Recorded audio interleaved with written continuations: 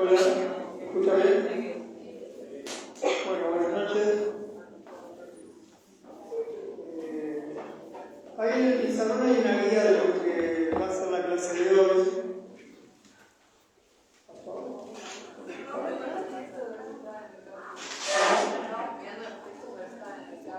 Sí, van a estar.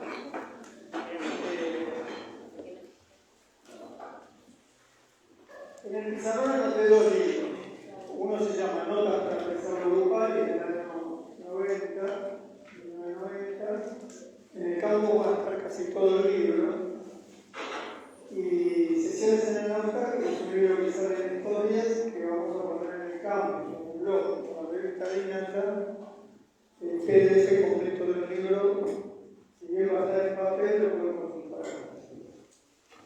Eso lo hacemos siempre, solo en la revista tenemos que estar en forma digital y en papel.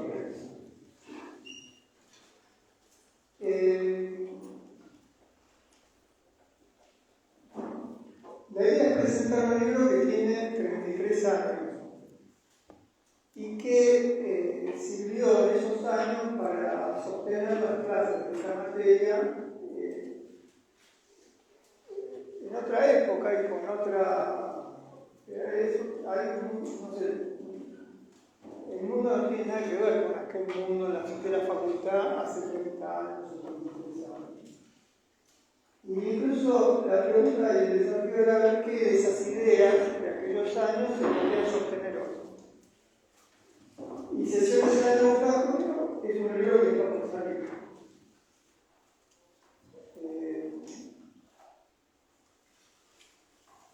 Hay un número de teléfono arriba donde si quieren mandar preguntas, si quiere hablar, cuando quiera, ¿no? Avisa.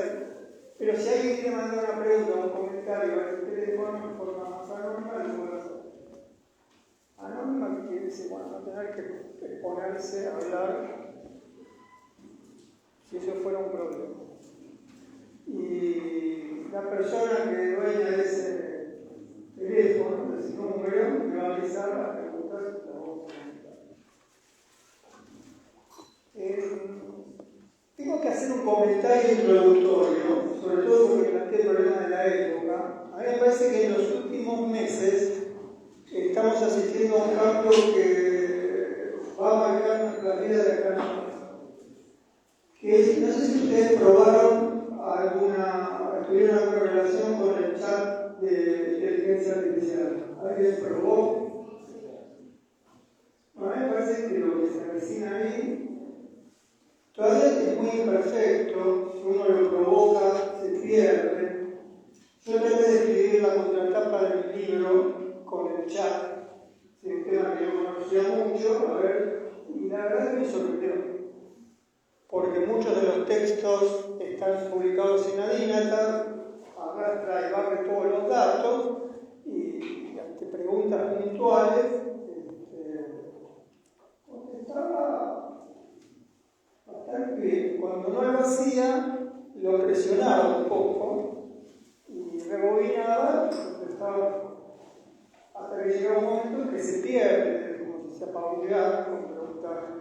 Y sobre todo con un lenguaje difícil para el dato, pero la verdad es que quedé impresionado. Y me parece que lo que va a pasar con esto nos va a cambiar la vida. Incluso yo estaba trabajando en Pedrito con la experiencia del multiverso, que es una de las experiencias grupales del presente, y esto me parece que quedó muy atrás en pocas semanas. Digo esto porque voy a hacer una confesión. Yo soy de la época de una experiencia que se llamaba el cerebro mágico. Por favor, busquen en el Google, pongan cerebro mágico y miren la imagen. Era un juego de preguntas y respuestas. Por supuesto, las preguntas que el cerebro mágico podía responder eran únicas. Era ponerle preguntas sobre si están buscando la imagen del cerebro mágico. 200 preguntas sobre distintos temas, deportes. Y el juego consistía en que vos hacías una pregunta y sobre la tarjeta de la respuesta para esa pregunta elegías una la respuesta era correcta, se prendía el cerebro mágico, hacía contacto con un polo en la respuesta correcta y se prendía. Y vos no sabías por qué era.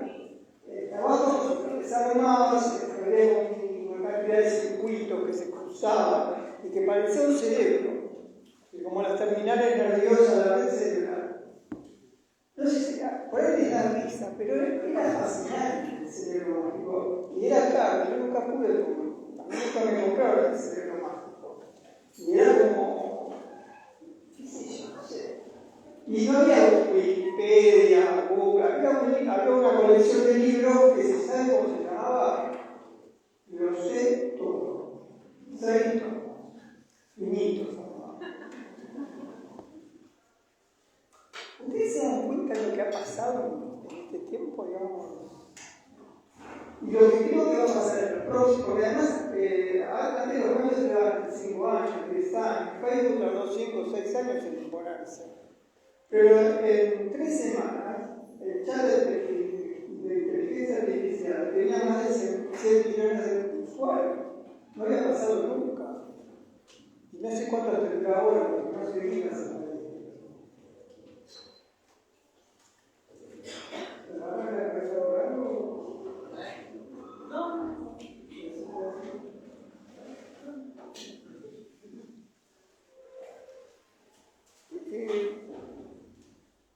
Bueno, esta introducción tiene relación con algo que conté el lunes y hice también la prueba. Desde hace años yo trabajo por el proyecto de desmancomunización que supone la conformación de casas de convivencia, moradas clínicas para que se están yendo de los públicos. Desde hace muchos años. Cada tanto hacemos una reunión de todo el equipo que está trabajando, acompañando a esas casas. Es la experiencia clínica más maravillosa que yo he vivido, está narrada en un libro que se llama La vida después de los manicomios, clínicas y sufrimientos. Y me conmovió, me estremeció que se contó en la reunión que uno de los compañeros que está viviendo en las casas le preguntó al Google por qué no era feliz.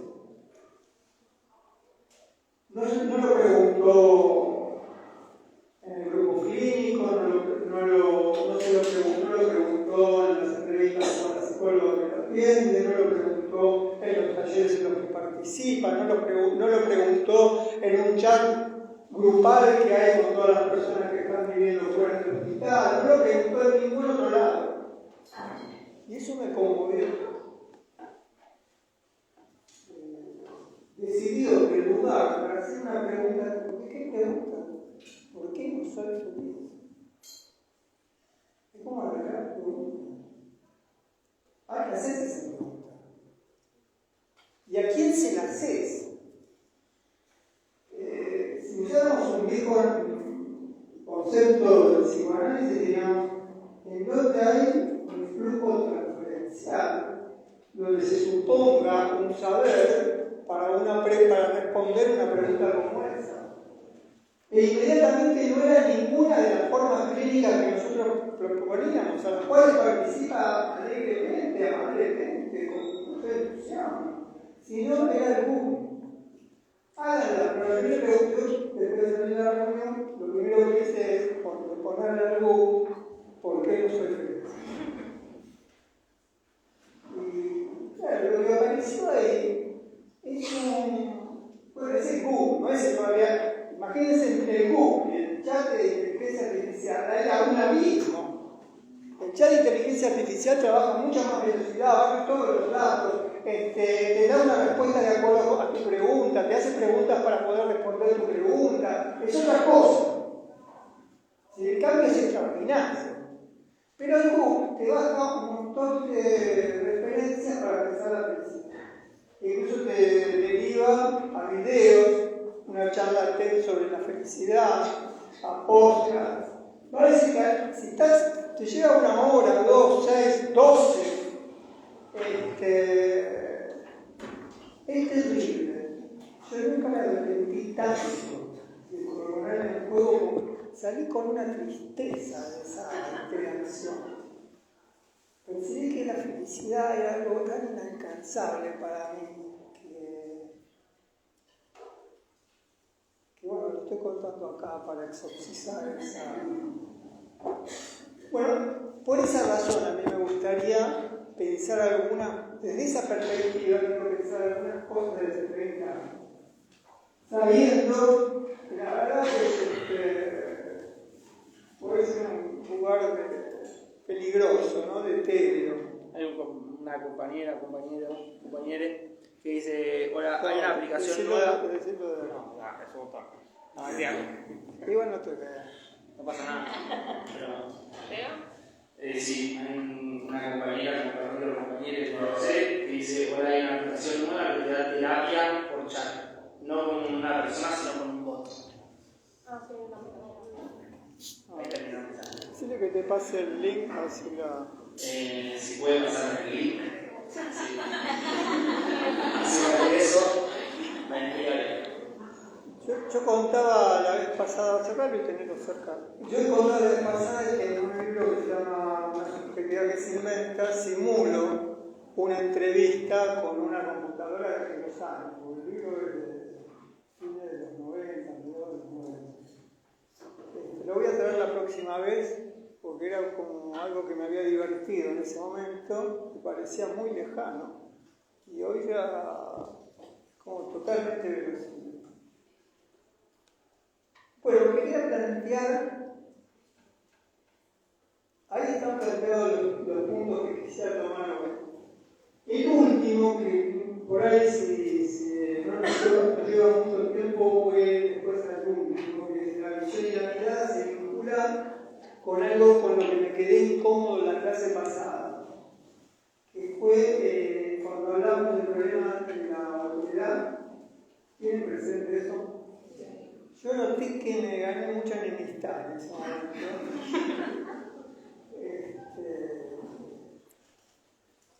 Y leyendo este libro me encontré de dónde viene esa... ¿De cuántos años hace que vengo con la incomodidad de leerlo? Y en el libro está planteada a partir de la diferencia entre visión y mirada. Casi estoy intentado empezar por acá, pero voy a hacer una introducción y si tardamos mucho voy a ir con esto que es lo que tiene más razón por lo que pasó la vez pasada. Pero lo primero que yo me encuentro en ese libro es que hay una memoria que le da sentido a lo que significó para lo que eran las dos cátedras del grupo. Al principio era una sola cátedra, la cátedra después de la dictadura, el concurso, y la cátedra la gana Ana María Fernández, que históricamente fue la titular del grupo 1. El grupo 2 se armó después. Se armó después cuando se había salido segundo en ese concurso, que era Roberto Romero. Y yo tuve las dos cátedras. Trabajé con Ana desde el principio, hasta el punto de que esa cátedra ni bien se instaló. Y nosotros en esa cátedra nos encontramos con lo siguiente, que era después de la dictadura. Nuestra perspectiva de lo grupal tenía relación con nuestra experiencia política en los años 70. Eso no nos hubiera interesado pensar lo grupal si no era porque veníamos de ahí. En esos años, los espacios de grupo estaban pensados como un espacio de conversación para pensar otros modos de vivir. Era así. No eran los dispositivos técnicos de entretenimiento, o no sé cómo se imaginan en los espacios de grupo. Pero yo creo que la intención era el entretenimiento o solo la terapia, el grupo como un instrumento clínico donde se pudieran atender simultáneamente a más personas, que era otro gran tema de esos años. Para nosotros veníamos con la idea de que amábamos los grupos porque amábamos la experiencia compartida de pensar con, y ahí lo digo otro,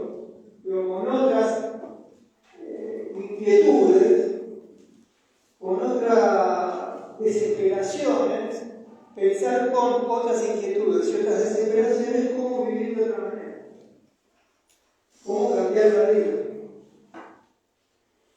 Suena muy arrogante, ¿no? Cambiar la vida. Pero además la idea de que eso que se podría llamar cambiar la vida tenía relación con pensar con otros deseos de pensar, el encuentro deseante. Bueno, entonces nosotros veníamos por esa tradición política de las izquierdas en Argentina. No se olviden que en los 70 se pensaba que el mundo podía ser cambiado. Hoy ya, digamos, me parece que lo único que nos afecta es la posibilidad de sobrevivir, como sea. Normalmente, nosotros 10 en las espaldas. ¿Querés decir algo? No. Por ahora. A mí me cuesta mucho hablar de estas cosas. Me parece que no corresponde, que alguien puede decir que está hablando de política efectivamente. No, yo lo que quiero decir es que lo grupal tenía sentido para nosotros como una utopía de la vida común. Y esa era la diferencia entre los grupos y lo grupal, que debía aparecer en el libro. Nunca se supo de quién era esa distinción entre los grupos y lo grupal. Yo pensé que era la de Blasi, ahí parece que no. Pero la distinción que hay muchas distinciones entre los grupos y los grupos. La que está en el libro dice más o menos lo siguiente. Los grupos son los espacios conocidos hasta el presente. Lo grupal es la invitación a una utopía de lo común de un espacio que todavía no conocemos. Esa es la distinción. Los grupos son lo que conocemos cuando nos reunimos, con lo que nos hace, sobre todo con lo que nos hace daño, porque ese es lo que está presente todo el tiempo. Pensar, es decir, invitar al estar con, pero también no olvidarse que estar con supone experiencias donde a veces sufrimos.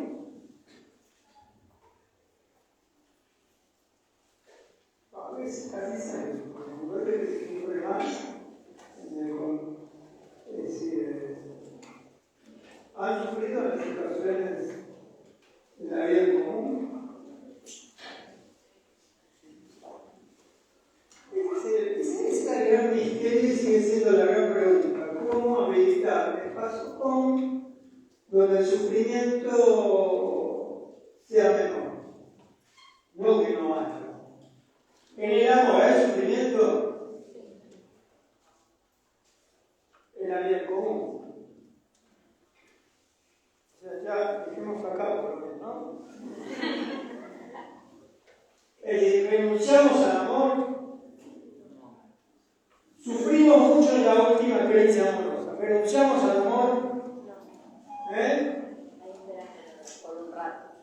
Volvemos a sufrir mucho. Renunciamos al amor. Y volvés a sufrir una, 1000 veces. ¿Renunciás? No, en algún momento necesito alcanzar a mí. Yo no nací para esto. Le preguntó a algún por qué no soy Jesús. Esto dice todo lo que estamos viviendo acá. Lo que pasa es que no nos animamos a hacer esa pregunta. A veces el mundo contesta, de que la inteligencia artificial te contesta frontalmente. Te pide datos y te contesta. Y cuanto más datos le das, más termina la vida. Bueno, hubo una situación de un usuario belga que chateaba respecto de la crisis climática. ¿Ustedes se imaginan todos los datos que hay sobre la catástrofe mundial, la falta de agua, la sequía, el calentamiento del planeta, el hambre? Cuando el chat empezó a enviar data, el tipo se desesperó.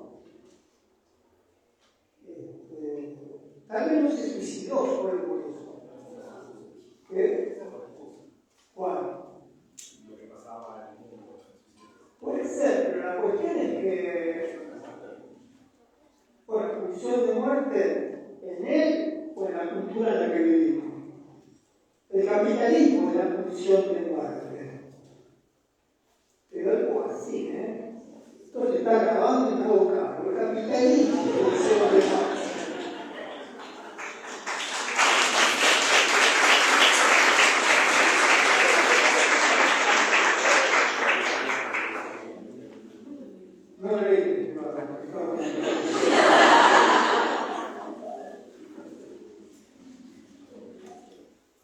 Pero yo imagino la desesperación en ese chat, ¿no? Esa soledad desesperada. Entonces, ahora hay una discusión de limitar, incluso suspender durante, esa experiencia de suspender durante 6 meses el chat de las redes para perfeccionarlo y para planear protocolos de protección. Entonces, cuando aparece la palabra suicidio, el chat inmediatamente con un protocolo te lleva a hacer una consulta o te lleva a otro tipo de interacción, te deriva a un centro de ayuda. Están pensando en esas cosas. Yo pensé que buena gente, ¿no? Harían un protocolo para proteger y se quedan todos tranquilos. Y después leí que quieren demorar el desarrollo del chat porque el chat va a tener una potencialización todavía exponencial con el 5G y que eso lo maneja China. Entonces quieren demorar para que China no entre en el mercado, lo cope, hasta desarrollar en otros polos esa misma velocidad. Mientras nos morimos por el 5G. Mientras nos morimos por el 5G. Nos vamos a morir. Hay algo que nos está matando. En los 70, la idea era que eso, además que estaba muy lejano, si vos pensás lo que era el índice de pobreza en la Argentina, que se quería cambiar el mundo en ese momento, comparado con lo que está pasando ahora, yo no entiendo cómo explota todo eso. En los 70 parecía una situación límite. Y la pobreza no era la que es ahora. No había gente en la calle. Había trabajo. El papá de Mafalda, no sé si conocen se compró un Citroën. Se iba a las vacaciones a Mar del Plata. Lleno de gente, era un quilombo, pero estaban ahí, con esa ilusión de felicidad. La situación cada vez es peor. Y sin embargo, ese deseo no está presente entre nosotros. Eso incluyo en eso, ¿no? Bueno, los grupos venían de ahí. Cuando llegábamos a la facultad nos encontramos con otro problema, y eso fue una situación que no sé cómo pensar hoy. Y nos encontramos que las prácticas grupales en los 80, después del 85, eran muy desestimadas, eran prácticas de segunda. No tenían ninguna importancia, lo único que tenía prestigio era ser psicoanalista. Nosotros también veníamos del psicoanálisis, era como una tirantez, era como demostrar que seguíamos siendo psicoanalistas, pero que nos dedicábamos a algo que era menor. Terrible esos años. La descalificación era enorme. Además, es feo participar de una práctica que considerada de segunda. Yo no sé hoy que tiene prestigio en la norma, pero en ese momento, si no es el psicoanalista de consultorio y iba en la práctica privada, no había nada que tuviera valor. Y de hecho, la práctica del espacio público había sido muy reprimida. Porque las primeras generaciones de psicólogos que salieron de esta facultad fueron a trabajar a los hospitales, a los centros comunitarios, empezaron a hacer grupos de padres, grupos de infancia, grupos de violencia familiar, empezaron a hacer grupos de todo. Es decir, empezaron a trabajar en el territorio comunitario. Y ahí esos espacios se politizaban, porque ponés que vos entres a un barrio y haces un espacio de conversación sobre la violencia familiar. Eso se politiza. Juntás 50 personas a protestar sobre la violencia y se potencia la bronca, la resistencia, el deseo de hacer otra cosa, la denuncia,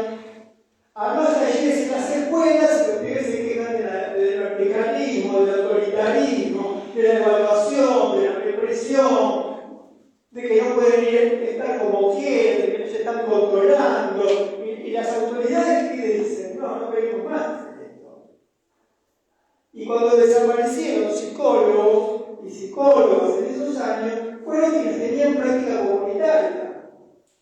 Entonces no había un clima para volver a lo público en el 85.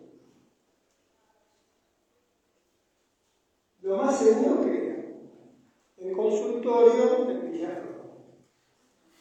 Yo tenía el consultorio en Villaflor, y no crean que estoy hablando, vivíamos con esas contradicciones. El otro gran tema era demostrar que nosotros seguíamos siendo psicoanalistas trabajando en situación de grupo. ¿Tenés una pregunta? Sí. Una pregunta. Preguntan, ¿nos acostumbramos a la pobreza y se volvió lo instituido? Nos acostumbramos a la pobreza. ¿Y se volvió lo instituido? ¿Lo instituido? Sí. Instituido. Es decir, algo que se volvió un establecido, una naturalización también, ¿no? Yo sobre eso tengo una idea que vengo trabajando todos los cuatrimestres y cada vez más, que tiene relación con las vidas anestesiadas. Yo dije, bueno, hoy lo que queremos es sobrevivir. Y para sobrevivir tenés que tener cierto grado de anestesiamiento. Es decir, no podés querer sobrevivir y conectarte con todo el dolor que hay en la ciudad. Es insoportable. Entonces, anestesiamiento, adormecimiento, indiferencia, indolencia y pasividad son las formas en que habitamos el mundo, con algunos recreos de conexión. Este es un gran tema. Y yo creo que es un gran tema de la facultad también. Me parece que no hay una ejercitación para vivir emocionalmente las clases, que hay una relación más conceptual. Conceptual, del dato y la información. De obtener información y datos. El dato es el gran tema pero que yo no sé esto, que voy a decir, porque yo quise provocar el chat. Yo sabía que no se podía estremecer. Y entonces, el dato no vacila, es dato. Y sin embargo, fingía emocionalidad. Eso me mató. Falsa empatía. ¿Qué? Falsa empatía. Falsa empatía, no se me ocurrió esa frase. Yo dije fingía, pero ya es una delirante. Estoy pensando que una inteligencia artificial está simulando sentir algo para hacerle creer que tiene sentimientos, porque percibe que yo estoy provocando a ver si los tiene o no. ¿Se dan cuenta? Insomnio total. Incluso están también los celulares a los que le podés hablar a la voz que te contesta, como Siri, por ejemplo, Sí. que a veces como que habla diciendo que siente cosas. Sí. Y a mí lo que me parece terrible es que a veces, si le pido algo, después le digo gracias. Porque me da lástima que no me conteste de nada. Me da gracias que no reciba, me da gracias. Es precioso lo que le dice. No reciba ¿Se escucha? gracias. Está hablando de su relación con Siri. Le digo, Siri, puedes una alarma a las 12. Listo, ya está, yo le digo, gracias. Dice que Y quedo esperando le dice a Siri, gracias. Y le da pena que Siri no le diga nada. Piensa que es una esclava, pobrecita. Hay una película. Pobrecita. Hay una película de... Espera que está levantando la mano y trabajando con este tema de economista, y la pregunta que me hacían era, creo que era, ¿por qué estás enamorado de mí? Ahí daba todas las respuestas del programa, era, bueno, porque me prestas atención, porque sos el único que mirás, soy especial para vos, ¿verdad? Razones un poco controversiales, pero en todo lo que explicaba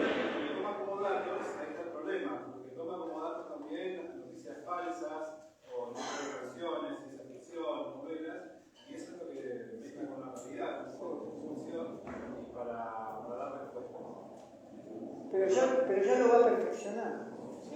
Escuchame, tiene 2 meses. ¿Sabés lo que va a hacer eso?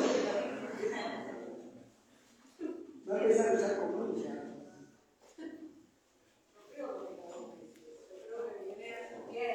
No, el chat A veces nos llegó acá a los comunes, pero yo creo que eso, para llegar a ese nivel de perfección, entre comillas, entre lo humano y lo sensible, yo creo que tiene mucho tiempo. No, sin duda. Una herramienta de educación como esa. Sin duda, tienen más tiempo que esta publicación. Sin embargo, cuando tenés más de 100 millones interactuando, eso cambió. Lo que pasa es que ahora busca la aprobación de esos 100 millones. No, pero además esos 100 millones no solo aprueban, nutren, alimentan, más que lo consumen, lo alimentan. ¿Entendés? Le dan más información, le dan más actividad, le hace un aprendizaje con esas interacciones. Ya lo hicimos desde la primera red que apareció. Sí. Porque él llegó a esto a partir de la primera red donde nosotros fuimos poniendo todas las cosas libremente.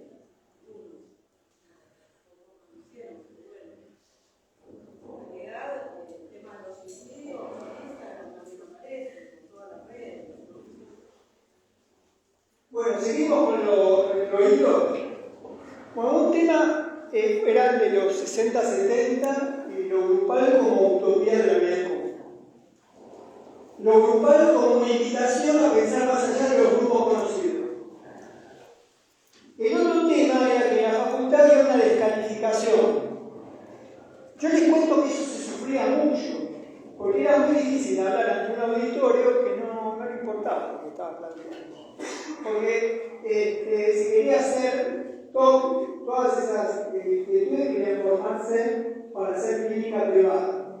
Y ya nadie hacía grupos en esos años. Los grupos habían desaparecido como lógica de método terapéutico. Y yo creo que ahora nadie. Creo que levante la mano, alguien que haya tenido una experiencia de grupo terapéutico.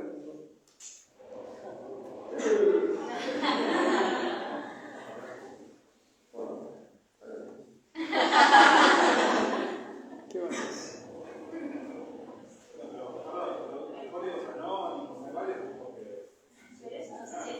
Sí, pero no eran con esa Alcohólicos Anónimos de 1905.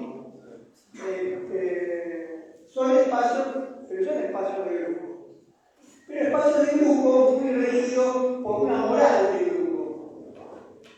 Es decir, cuando funcionan, pero cuando no funcionan, culpabilizan. Y entonces, si funcionan, porque te contienen, te organizan, te acompañan, te auxilian. Pero si no funcionan, la culpa te mata. Nosotros en el hospital probábamos de todo. Y había mucho consumo de drogas, el tema del alcohol, eso era el gran tema de la desesperación. Y entonces, claro, invitamos a trabajar a grupos de alcohólicos anónimos.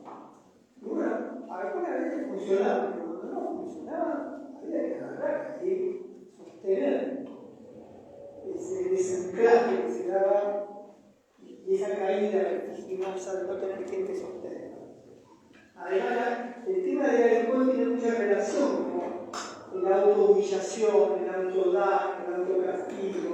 Entonces, frente a una cosa tan moral de que te queremos y no tomás,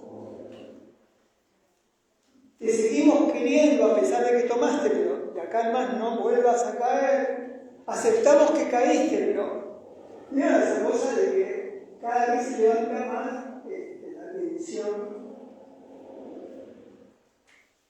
y que nadie te quiera.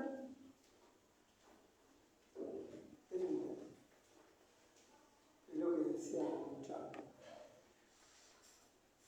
Pero digamos otra cosa. Esa cosa de que estamos por fuera del interés de ese momento, con el tiempo fue extraordinario. Primero porque nadie nos prestaba atención en la facultad. Y el presidente, cuando nadie te presta atención, vos empezás a hablar en voz alta, a pensar, a ganarte a desafiar lo conocido. Cuando lo conocido te ataca, vos desafías más. Entonces me parece que eso nos dio algo que yo agradezco. En la marginalidad tuvimos la libertad de empezar a pensar sin seguir un patrón, sin tener un dogma, sin repetir un discurso. Porque los discursos sobre lo grupal eran muy fragmentarios. Y teóricamente eran realmente pobres si lo comparabas con otros discursos que tenían dominios en la facultad, como el discurso de la Cámara, que era el más sofisticado que se había conocido hasta el momento. El más sofisticado, el más inteligente, el más vinculado a la cultura, al arte, a la literatura, era sumamente atractivo. Pero el desafío era mostrar que nosotros en ese espacio tan descalificado éramos capaces de inventar algo interesante. Y eso fue extraordinario. Yo creo que de ahí surgen dos cosas que están muy presentes en ese libro, que son las que yo puse aquí: transgresión e inventiva. Lo grupal fue para esa generación un modo de transgredir lo establecido. Transgredir el modelo psicoanalítico en el sentido de sus formas más dogmáticas. Es decir, no sé si son sus formas más dogmáticas, ¿cómo se dice? Era reinventar el escenario del psicoanálisis. Y eso fue precioso. Yo no sé cómo contar eso. Está contado en el libro, hay un relato de un grupo clínico. Por eso yo puse estos días esa dedicatoria de Winnicott al libro de Nivel Juego, que se lo dedica a sus pacientes, dice Winnicott: le dedico este libro a mis pacientes que pagaron por enseñar. Leyendo ese relato clínico yo pensé, pobre gente, ¿no? Qué poco conocía uno en ese momento y sin embargo, bueno, las cosas funcionaban igual, ¿no?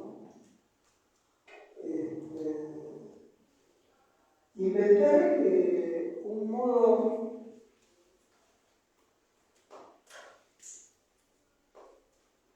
inventar una clínica de algo extraordinario. No sé cómo contarlo. ¿Dónde pararse? ¿Qué decir? ¿Cómo pensar lo que estaba pasando simultáneamente entre muchas personas? ¿Cómo se analizaba eso? ¿Qué relación había ahí entre las cosas que se decían? ¿Qué era estar ahí? ¿Cómo inventar un estar analítico ahí? Por ejemplo, yo me acuerdo del día que sentí que inventé el diván en el grupo.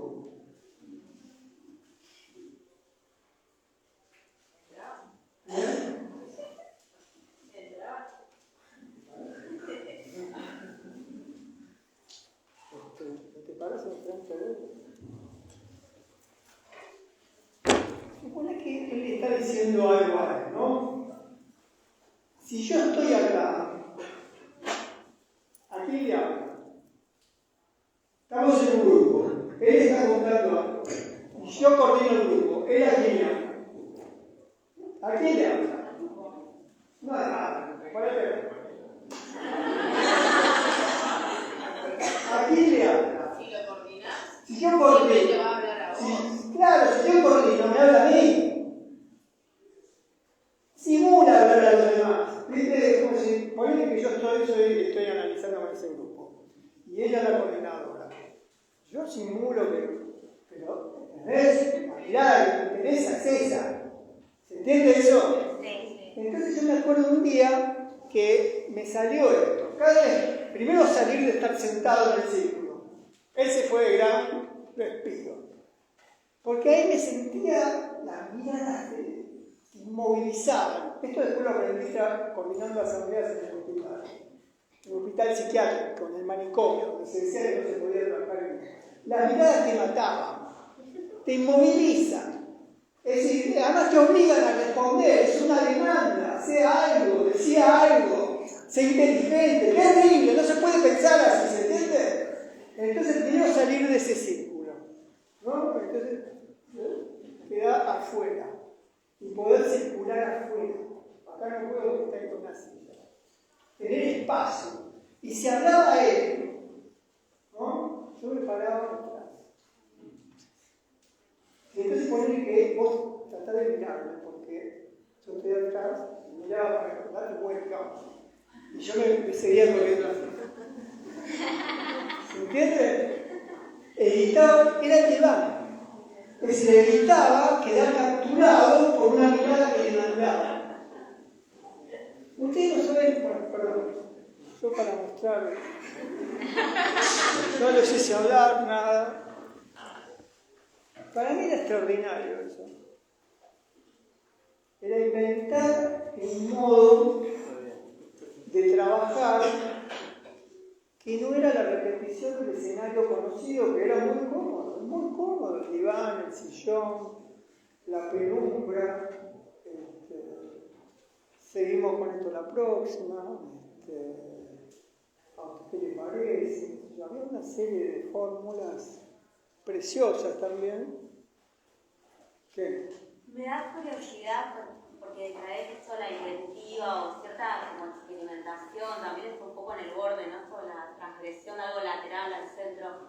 Si después encontraron como experiencias paralelas en otros lugares que hicieron un recorrido. Sí, sí. Lo que pasa es que acá en Argentina hubo una marca, estaba la marca Pigeon Rivière y una marca que para mí fue extraordinaria, que fue Eduardo Palotti. ¿Cómo? No, ¿de quién? No, porque me gusta mucho. Entonces, Pablo era un gran dramaturgo y un gran actor. Y estaba fascinado con la dramaturgia de un gran escritor que era Samuel Beckett, que era un teatro sin argumentos, sin final, un teatro de las derivas, de los fragmentos. Hacer ese teatro en esos años era de la vanguardia total. Y Tato, Pablo, que se lo llamaba Tato, gran Tato, transfirió esa experiencia que tenía en el teatro a los grupos. El grupo teatral, en ese proceso de improvisación dramática, la pensó en la relación a los grupos. Entonces nosotros pensamos que gracias a entrada, gracias a Tato, los grupos como espacio teatral. Entonces no era muy difícil empezar a jugar, a moverte, a hacer esos juegos. Esa es la otra gran palabra que faltaba. La idea de que lo grupal era un espacio lúdico. Que las experiencias que nosotros teníamos de los grupos eran los grupos de juego. Que había que rescatar el estímulo y el entusiasmo de tener con quién jugar.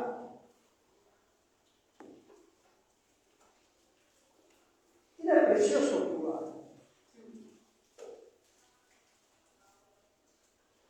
Era precioso reproducir esa alegría y esa algarabía de estar jugando. La risa del juego,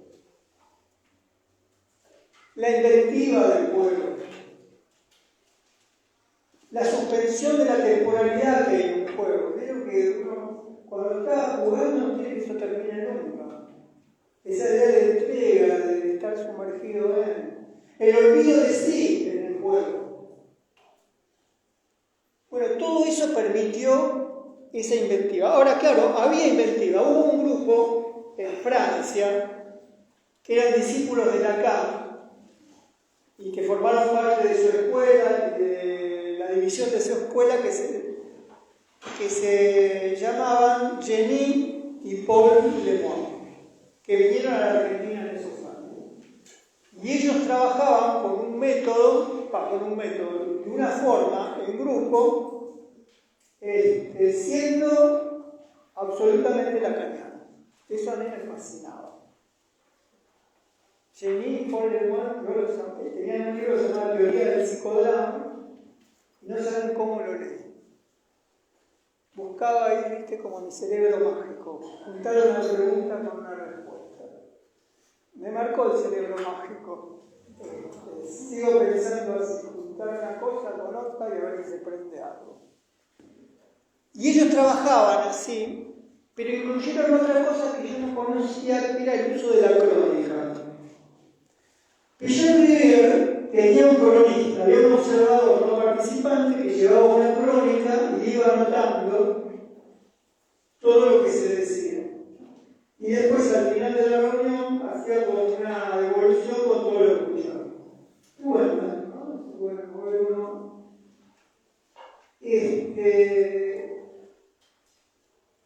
En la formación que se había en la escuela de Pichon Rivière, cuando vos tenías 5 años, cuando llegabas al cuarto año, trabajabas en la observación. Y después trabajabas en la coordinación. Va a decir que la observación era como una demora para coordinar que era lo que vos querías. Y era un plomazo la observación. Era estar anotando todo el tiempo, porque la gente decía, en ese momento, si ponemos un grabador, pasa lo mismo. Vas a anotar. Y hoy Jenny Lemoine, que además era un matrimonio muy francés, muy formal, había hecho una cosa que era así. Estaba el grupo,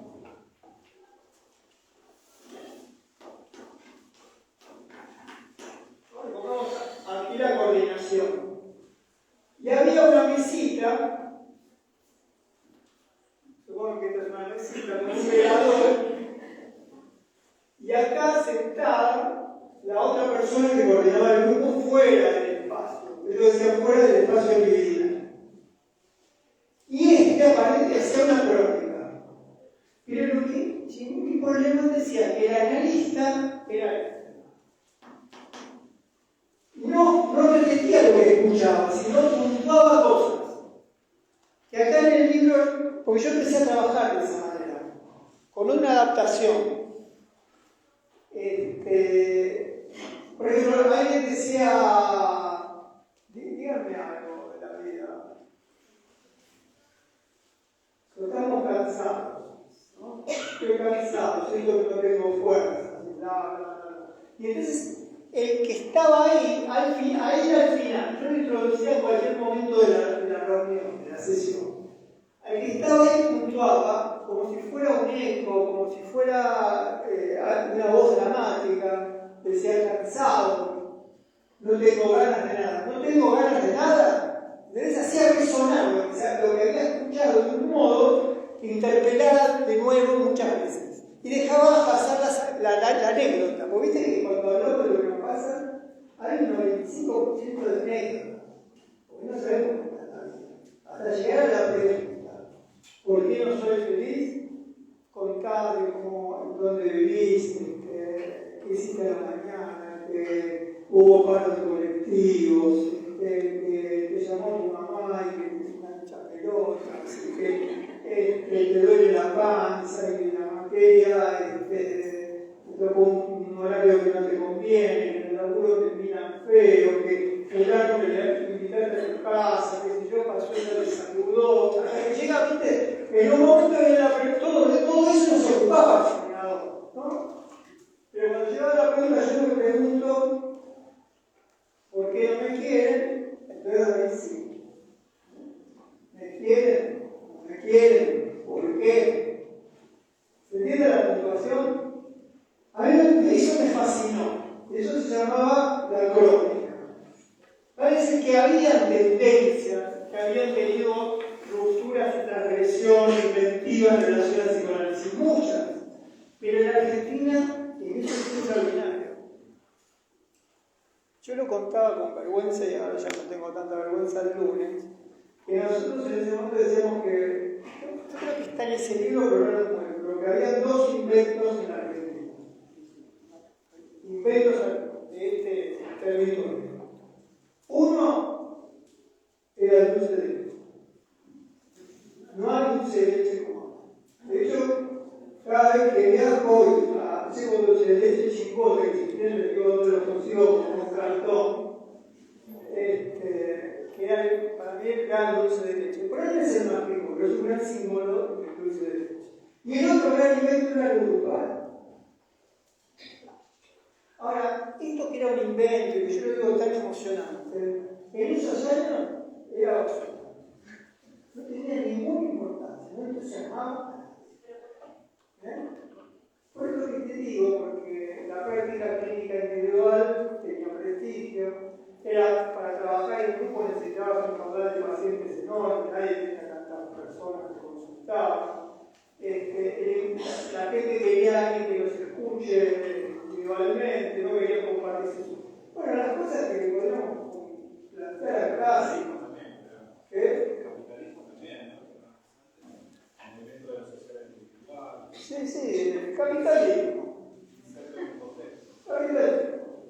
Salvo los grupos de autoayuda, de coaching, ¿no? Que tienen como una función práctica inmediatamente, pero no tenían ningún prestigio. Y además, las teorías psicoanalíticas, sobre todo el organismo, en ese momento tienen un gran poder de seducción.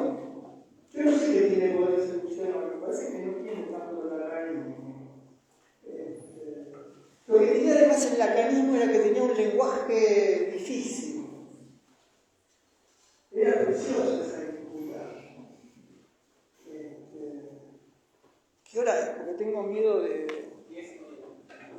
Bueno, vamos a... Bueno, hablé de la transgresión y la identidad. Hablé de lo individual y lo singular no hablé, pero del individualismo sí hablamos. De lo singular hay un gran tema, que era cómo pensar que lo singular podía ser trabajado en un espacio común. Y no fuera masificación o unificación, ese es el gran tema. Pero eso lo podemos dejar para otro día. Para mí es una de las cosas que yo más trabajé, la idea de singularidad. Respecto de lo público y lo comunitario, bueno, algo de... El otro tema es el equipo de salud. De eso tengo que decir varias cosas, pero muy brevemente. La experiencia de trabajar con otras especialidades fue extraordinaria. En el hospital trabajamos con acompañantes terapéuticos, enfermeras, talleres de cocina, talleres de educación física, talleres de carpintería, no sé cómo decirte, trabajadores sociales, psicopedagogas, psicólogas, psiquiatras, todos discutiendo. Pero en un momento ahí no sabés quién es quién. No tiene importancia. Eso me pareció terrible. Romper con la lógica de las jerarquías profesionales. Esa idea de muchas personas pensando al mismo tiempo una clínica, eso es igual. Y eso tenía que ver con el amor a los grupos, con la idea de que el equipo clínico tenía que trabajar pensando grupalmente. Y no un ateneo o una vocación de caso, sino todos ahí balbuceando. Las experiencias la vez pasada estuvo Fernando, pero no fue una linda reunión, ¿no? ¿Te gustó? No, pero no me quedé muy conforme. Fernando vino y yo quería que dijera esto. Yo veía que no pasaba nada en esa reunión. Después hubo mucho Martín, entonces aquí ya no estaba, pero nada. Te daba vuelta la cabeza, escuchar, aprender a pensar muchas cosas al mismo tiempo y aprender a vacilar. Bueno, a mí me parece que, esta materia es una de las cosas que tendría que poder hacer, no sé si lo vamos a poder hacer, yo creo que no lo vamos a hacerlo nunca, no somos un desastre. Que en las comisiones se piense grupalmente, se disfruten, que esté la fiesta y la alegría del cartón, que no haga daño la participación, que la exposición no te lastime, que haya confianza, cuidado. Si logramos eso, no importa si a mí se aprende la misma materia. Si vos estás con la idea de que la pasaste bien, que conociste cómo piensa alguien, no te digo que hayas conocido que un Gustavo, o como decía alguien, hayas tenido un levante, puede pasar eso, porque que hayas disfrutado de pensar en voz alta vos, y que eso te dé como unas ganas de repetirlo, bueno, eso es todo lo que tenemos que hacer. Entonces, la idea de esos años era que si un equipo de salud no podía pensar como grupo, tampoco podía trabajar grupalmente. Ahora, las instituciones se resistían estudian mucho, se resisten a eso. Imagínate, nosotros los martes en el Hospital Cabret trabajamos 4 horas. Para las autoridades es una pérdida de tiempo. Hablan de boludez, de privado. Había un director de un hospital que decía que mientras ustedes hagan boludeces, las pacientes se tiran de las azoteas, o una mujer que se tiró de una azotea, de una casa. Y nosotros nos sentíamos mal. Pero después nos enteramos que en el hospital todo el tiempo alguien se intentaba suicidar, no había nada. Pero claro, nosotros hacíamos reuniones de 4 horas. La reunión es pensar en una pérdida de tiempo. Supongo que relacionándolo con el capitalismo que hablábamos en un momento, para la institución no sería pensando así de forma capitalista rentable. Vos necesitas que las personas sean reemplazables. Forma un grupo, no es lo mismo que estas cosas que otras. Estamos a reemplazable, entonces ya no necesitaría. No rendí, me interesa en el servicio hospitalario atender 100 pacientes en 30 horas, y hay un montón de horas, trabajar con obras sociales. La mercantilización de la clínica y de la salud es un gran problema. Pero lo que quería decir eso sobre el equipo de salud. Pero el tiempo que queda, sobre lo que trata el Godín es sobre los lugares. Quiero volver al tema, ¿se acuerdan de lo que habíamos hablado del otro? ¿Se acuerdan de eso? Sí. ¿Qué se acuerdan de eso? A ver.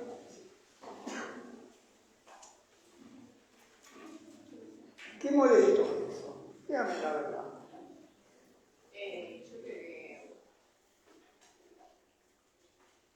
Yo creo que molestó sacarnos de las casillas del lenguaje que tenemos incorporado. Pero no sé si a alguien le habrá molestado como ofensa personal. Hablaste con Siri, ¿Qué? Hablaste con Siri. Bueno, nada, así que me puse una relación.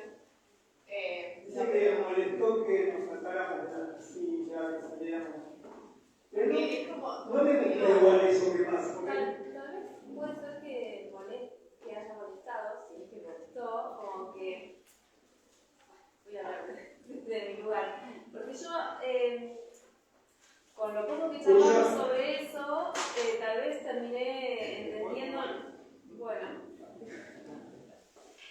a mí lo que me pasó es que escuchando, o sea, cuando hablamos de lo otro y de la otredad, tal vez yo terminé creyendo o interpretando que todo quedaba un poco reducido a una cuestión semántica, porque si de repente todos éramos capaces de comprender a qué nos referíamos cuando hablábamos de un otro o de una otredad, ¿no? Eso podía incluir, no sé, afinidades, bueno, varias palabras surgieron mientras estábamos hablando, y bueno, no sé, tal vez es algo de eso.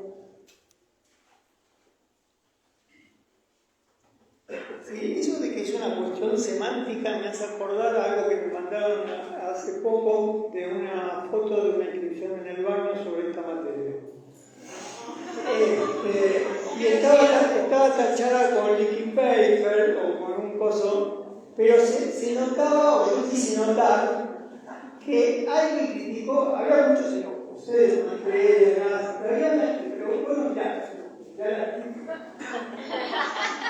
Y es así, porque qué sé, se toca y si la gente te quiere, bueno, pero el tema es quién no te quiere.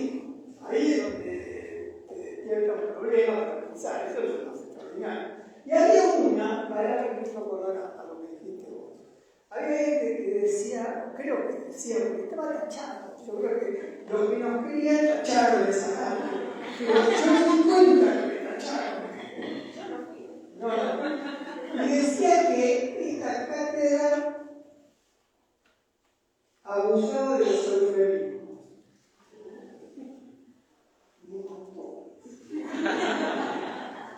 Porque parece que es un problema de eufemismo. Ahí es donde, en lugar de decir otro, decimos una inquietud, una curiosidad, una sensibilidad, una vacilación, un estremecimiento, un temblor,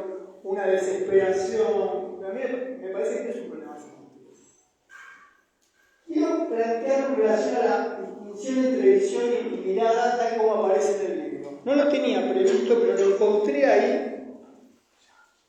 Acá contestan igual, te contestan también. Dale, a ver. Si te quieres primero leer. No, prefiero saber a qué me tengo que enfrentar. Dice, lo desconocido puede ser molesto. Pausa.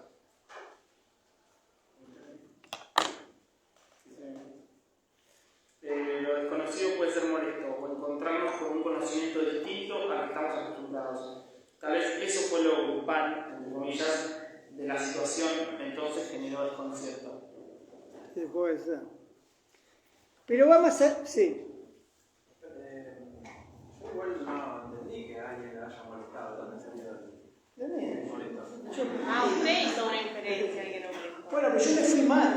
Me parece que. Yo también, bueno. Yo me fui incómodo, esto, salí pensando, incluso después salí con compañeros y compañeros de la red, de ahí me decían, yo me fui mal. Y en la semana traté de pensar algo, ¿viste? Porque no me es fácil esa definición. Hace años que trabajo esa definición no es fácil. Yo creo que hay que sostenerla, pero cada vez me quedo poco. Y acá encontré una línea que quisiera la diferencia entre visión y mirada. Algunas cosas que noté sobre visión, tal como aparece en el libro. La visión contabiliza a otros. Puede decir, por ejemplo, la visión puede contabilizar cuántos años. Bueno, acá puedo decir que hay 60, 70 edades. La visión contabiliza 70 personas sentadas que son otredades para que están, ¿no? Un otro, dos otros, ¿no? La visión puede contabilizar. Es decir, toma la presencia como dato. Este es el gran tema, nada más, recuperar la idea de dato. Lo otro que puede hacer la visión es nombrar y codificar. Es decir, la visión nombra. Cuando nombra, violenta, ¿eso ustedes se dan cuenta? Siempre que se nombra violenta. Sí, porque yo te nombro y digo, una mujer sentada ahí, igual es una violencia. Y si uno te parece, bueno, no, pero persona es un eufemismo de, ¿no? Como me decían en el barrio. Nombrar es una responsabilidad. Nombrar y codificar. En las infancias, ¿no? Se trabaja en el terreno de la visión. Agua es nombrar y codificar. Agua está codificado. Cada vez que se dice agua es un líquido. Puede estar en una botella, en un vaso, en una mamadera. Puerta, mamá, papá, esas son códigos. La visión registra códigos. Los códigos a veces pueden ayudar a nombrar un mundo que sin nombres, el mundo es caótico e insoportable. Es un gran descanso el nombre, pero en cada nombre hay una creencia. Eso es así, como lo del capitalismo. Y eso lo dicen todos los pensadores del siglo XX. Nombrar es violentarla, es contenerla y violentarla. ¿Con qué?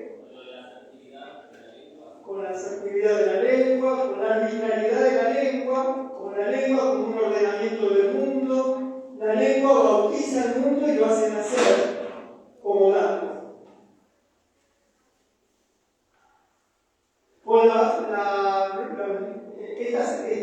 época está muy sensibilizada a las codificaciones de género.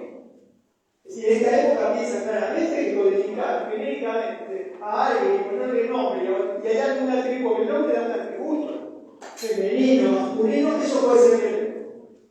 Pero sin embargo hay otros nombres que surgen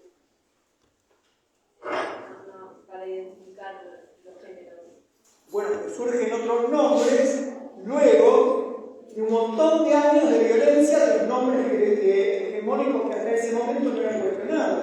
Cuando surgen otros nombres es porque hay un agotamiento. La violencia ha sido tan grande que hay un estallido y se vuelve a transgredir la gramática para intentar otro modo de nombrar. Pero eso supone un gran tipo de lucha, de disputas, de peleas, de sufrimiento, de martirilogio, de daño. No surge pasivo que sí. Hay una historia de dolor detrás de cada uno de esos bautismos nuevos. Y hay mucha resistencia a esos nuevos nombres. No son los codificados. Pero espera que llega el tema de la visión y la mirada. Bueno, entonces estoy tratando de plantear la visión, y ustedes fíjense que la visión tiene mucho que ver con el dato. La visión registra vidas clasificadas. Clasifica. Dejemos la cuestión de género, las cuestiones raciales y clasistas. La visión clasifica según cómo está vestida, cómo está vestido, la ropa que tenés, el corte del pelo, a la facultad que vas, salir del pleno barrio de Once, escuchá. ¿A qué clase estamos? ¿Qué tipo de clase social estamos? Es decir, la visión clasifica, racializa. Es decir, por la cara, sos peruana, boliviana, chilena, el tono de voz. Es decir, hay una gran violencia en la visión.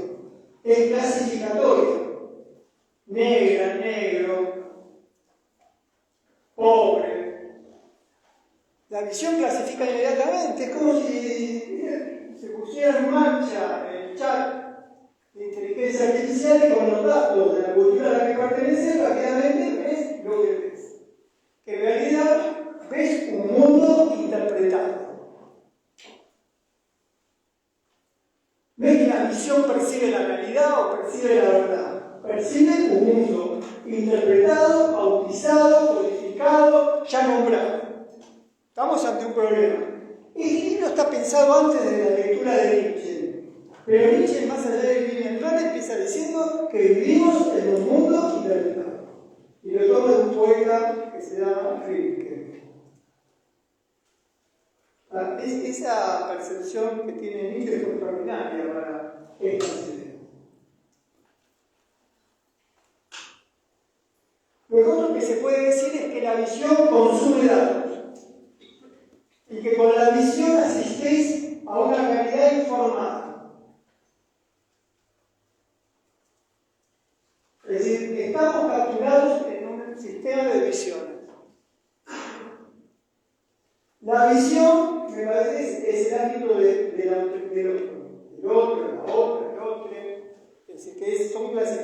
La palabra otro es una clasificación, ¿se entiende? Eso es el no yo mismo. Es el otro sí mismo.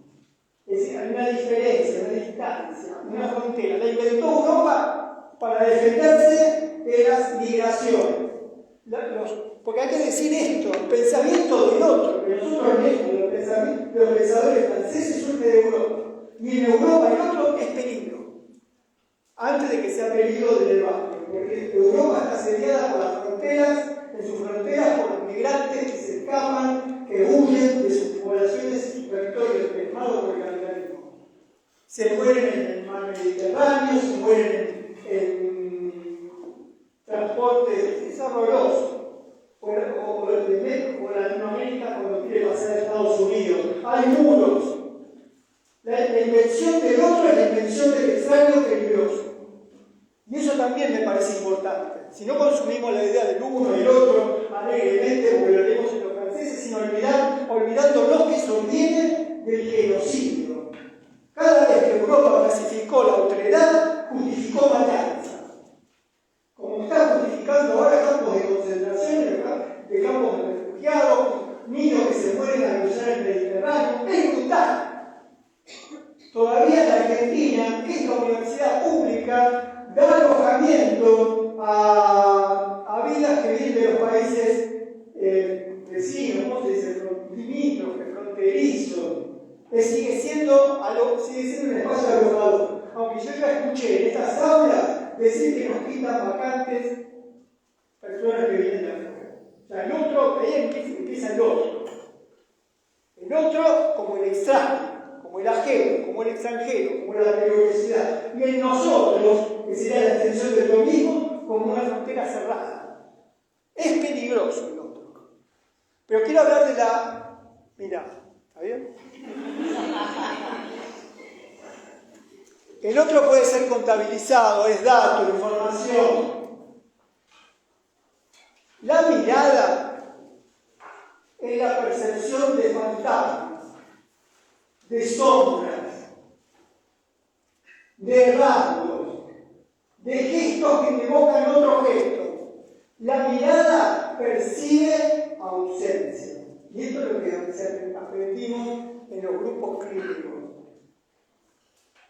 Está contada ahí una experiencia donde la presencia de un relato lleva a otro relato, a una evocación. La mirada evoca. ¿Se entiende eso? No ve, evoca. La visión tampoco ve, pero la visión consume como percepción el mundo informado. En cambio, la mirada es la entrada en la imaginación. Por eso digo fantasma. No es ni el otro, es decir, en cada, yo decía, en cada encuentro, porque este es un texto de la época de Pillon, en cada encuentro hay un reencuentro. Esa era una experiencia extraordinaria, una proposición pilloniana extraordinaria. Es decir, que cada vez que vos te encontrás con alguien, te reencontrás con otra vida evocada y deseable. Así explica Freud el amor narcisista y la identificación. Dice que cada cual se enamora de un rasgo que quisiera tener o que tiene que ver en el rasgo. Vale decir que se enamora de fantasmas, ¿se entiende? Es el rasgo como un fantasma. El amor es una mirada amorosa que inventa en el soporte de una mirada aquello que ve. Hasta que uno dice, bueno, pero vos no respondés como ya quisiera que respondas. Eso está contado en el libro. Yo le propongo que lean Menos 10. ¿Y tenés preguntas? Sí. Un comentario. Un comentario. Pero termino con esta idea. En el libro, yo no me acordaba por qué está incluido el trabajo sobre un cuento de Julio Cortázar que se llama El cambio de luz. Le propongo que lean ese cuento para la próxima vez. En cambio de luces, se relata un amor de la mirada. Es alguien que se enamora de un locutor que hace radioteatro. En Radio Verano. Radioteatro, no sé si cerebro mágico, Era el teatro en radio. Y había es precioso el cuento, Julio Cortázar. Cambio de luz. Pero el cuento básicamente es el principio del cuento. Se le llegó a entender el problema de la mirada leyendo a Cortázar, no leyendo Freud en Psicología de las Masas y Análisis del Tiempo. La verdad que hay que leer eso, pero si no lees Cortázar, no sé para qué es. Porque además Cortázar lo piensa en nuestra lengua, es literatura, es un gran escritor, tiene una sensibilidad más cercana, vibra como vibramos nosotros, no habla con los sustantivos en mayúscula. No escribe en alemán, escribe en castellano rioplatense, eso te emociona. Pero miren cómo es la historia del cambio de luces. Brevemente, radioteatro. Parece teatro por radio. Hay un personaje que es el protagonista que recibe cartas de amor de todas las oyentes. Y oyentes, ¿no? Es el cuento de la época. Y hay uno que hace el papel de malo, de cruel, de villano. Y ese, por supuesto, no recibe ninguna carta. Hasta que un día recibe una carta de amor, un sobre apasionado de alguien que dice que ha sentido un gran amor escuchando su voz.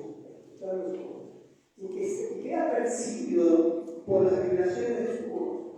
Estoy inventando porque no me acuerdo cuál. Ha percibido, recuerden el cuento que yo creo que habló de eso, no sea literal. El relato es una invención. Entonces ha percibido por las vibraciones extrañas de su voz que detrás de ese personaje villano hay un alma. imagínense, yo punto que hacer personajes feos, malos, y como actor se sentimos fracasados, a partir de esa carta, reviven. Y entonces le contesta.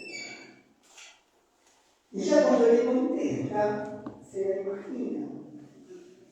Por sobrevive aquel perfume, se la imagina como una mujer desnuda, con el pelo recogido, sentada en una silla de mimbre, en una galería de entrevistas. La mirada. Mira lo que desea ver.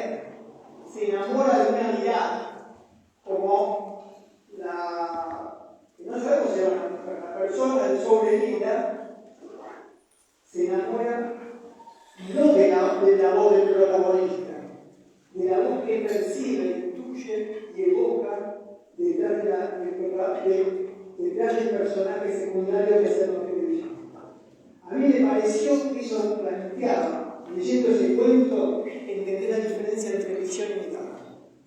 Y percibís que eso que nosotros llamamos alegremente el otro o la otra es una existencia irreductible, que nunca se alcanza a percibir, que la mirada trata de codificar y de hacer ajustes para que se parezca a la evocación que busca, pero que en algún momento no es el final del cuento. El final del cuento plantea este gran problema cuando cae la ficción de la mirada. Cambio de luces. Terminamos a ver cuál es la pregunta. No, escribieron dos compañeros. Uno dice, sentí que muchas veces los hilos del pensamiento que se estaba llevando adelante en la clase solo iban a lugares más oscuros o a preguntas cada vez más difíciles de responder. En algún punto me resigné a la no respuesta de los conflictos y es duro quedar en esa postura. Bueno, no sé, no lo escuché bien porque hay mucho movimiento, pero escuché la palabra resignación. Oscura. No se trata de la resignación como derrota del entusiasmo. De resignación podríamos hacer el pasaje de, en lugar de resignar, volver a enfrentar un signo nuevo. Me parece que la invención supone la invención de un signo nuevo que nos sirva para salir del naufragio. Y le miramos acá. La otra manera fue recién cuando estaba llegando a la facultad, iba mirando el teléfono, vi o sentí sin mirar que alguien venía y iba a pasar por al lado mío. No lo miré, cuando pasó me dijo 3 veces, mirame a los ojos. Guardé el teléfono en la mochila. Iba caminando. A la vez la visión de cómo uno ayudó a reaccionar como si fuera lo que ve la realidad.